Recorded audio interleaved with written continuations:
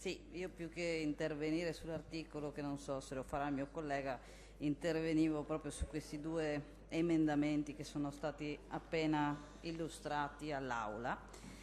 E come lo scorso anno, che era durante l'assestamento del 2016, mi ricordo che sempre il consigliere Agnolo aveva depositato un emendamento per derogare alla misura delle gabbie per quanto riguarda gli uccelli allevati per le qualità del canto e per quelli destinati ai concorsi canori. Adesso ci mettiamo vicino anche quelli che sono destinati a fiere e mercatini ornitologici.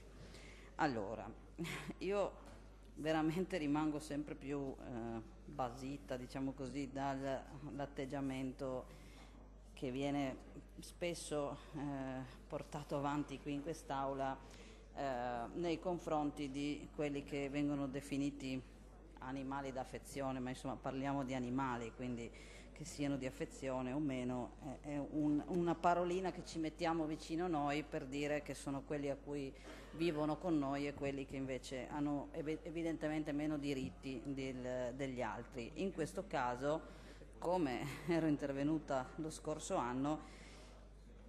devo dire che oltre a scrivere appunto che deroghiamo anche per questi uccelli, per quelli appunto destinati a fiere e mercatine, gli facciamo anche una bella moratoria dicendo che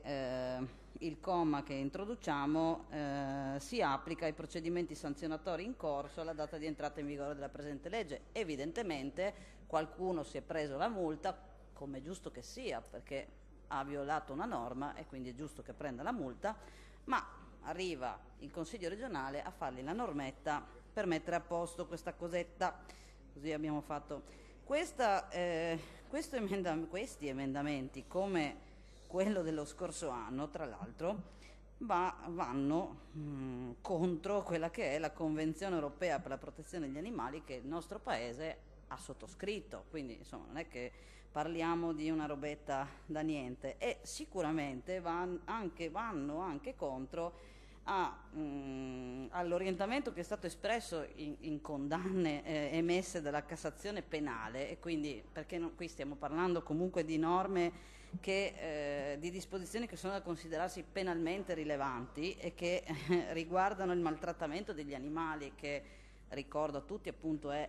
maltrattamento degli animali, è penale, e quindi penso che questo Consiglio regionale non debba assolutamente far passare questa norma, e mi dispiace che non ci sia la Presidente in aula, perché lo scorso anno, quando era stato presentato questo emendamento, la Presidente aveva votato no a quell'emendamento, e quindi mi auguro che l'indicazione della Giunta su questi due emendamenti sia di contrarietà, vista appunto la sensibilità espressa più volte dall'assessore Telesca su questi temi, e anche della sensibilità espressa dalla Presidente. Quindi noi votiamo no sicuramente. Sibau.